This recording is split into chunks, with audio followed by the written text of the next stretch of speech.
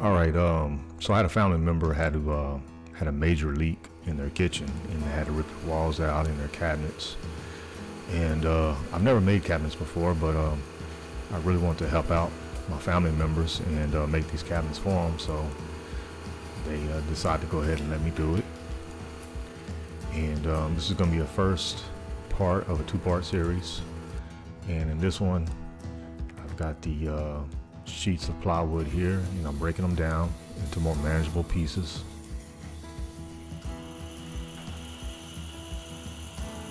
And now I'm further cutting them down to the dimensions I need to make the shell or the carcass of the cabinets.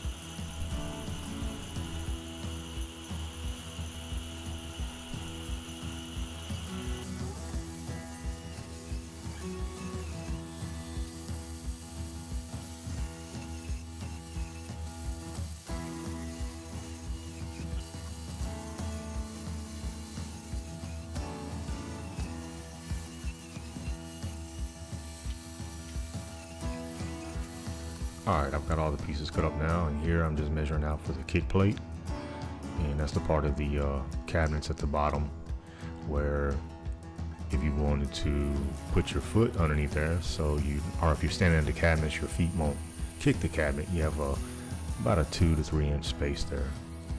And on my bandsaw here, cutting those out.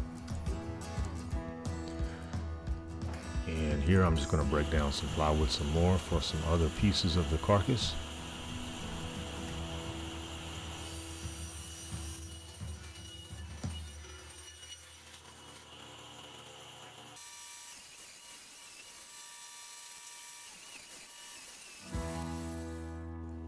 I'm switching out my regular saw blade here for my dado stack.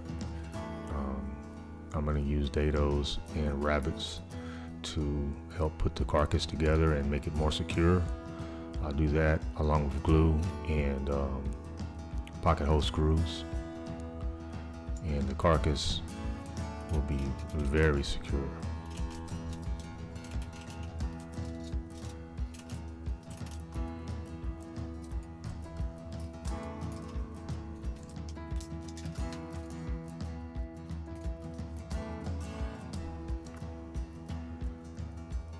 I'm just making sure I have the dado at the measurement for the dado at the right spot. This is for the bottom shelf. So I will put this in each one of the pieces that need it.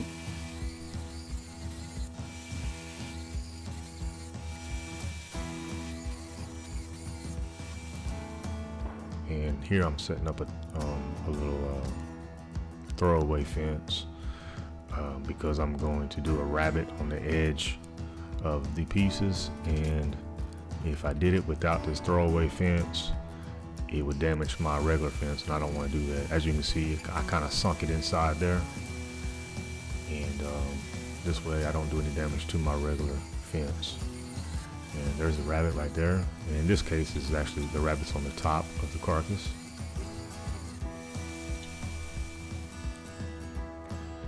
And now I'm beginning construction. As you can see, I've already done the pocket holes. And I'm going to place that shelf inside the dado, and then I'm going to use pocket hole screws as well to get this thing secure.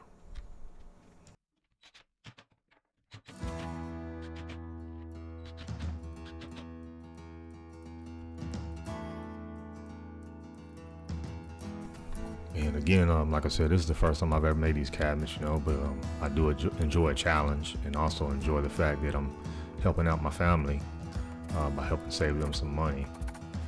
And I appreciate them having the confidence in me to actually do this for them.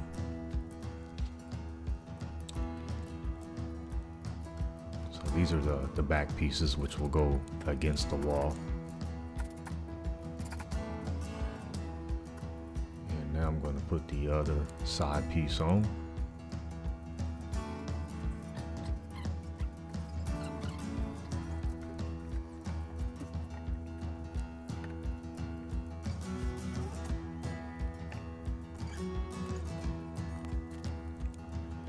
And these are the pieces that are going to go up to the top, the support pieces for the top. This helps keep the carcass from racking, but it also is going to give you a place to secure the countertop too as well.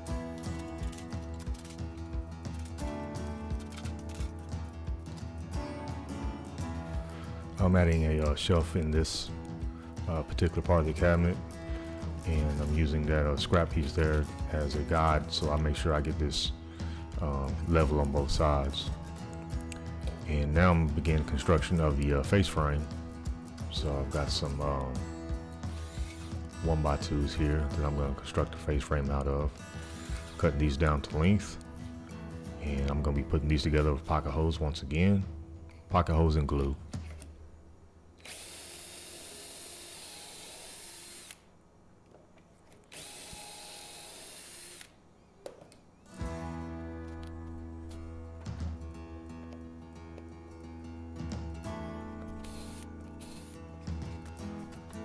And here's all the pieces cut out, and I've got the pocket holes already in place. And I like to use a clamp when I'm doing the pocket holes to keep it from slipping out of place, because it does have a tendency to do that whenever you use these.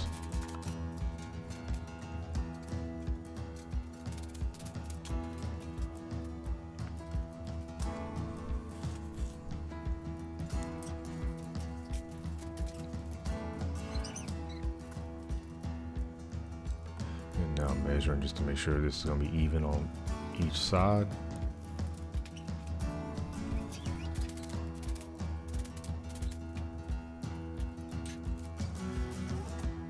And now we're going to place the face frame on here on the carcass, and this will basically conclude this video. And in part 2 I'm going to do the doors and the drawers, and then show you the final product. And I do appreciate y'all checking out my videos and everything. Please give me thumbs ups or thumbs downs if you didn't like it. Leave me some comments. I'm always here to answer questions. Again, I appreciate it. Thank you.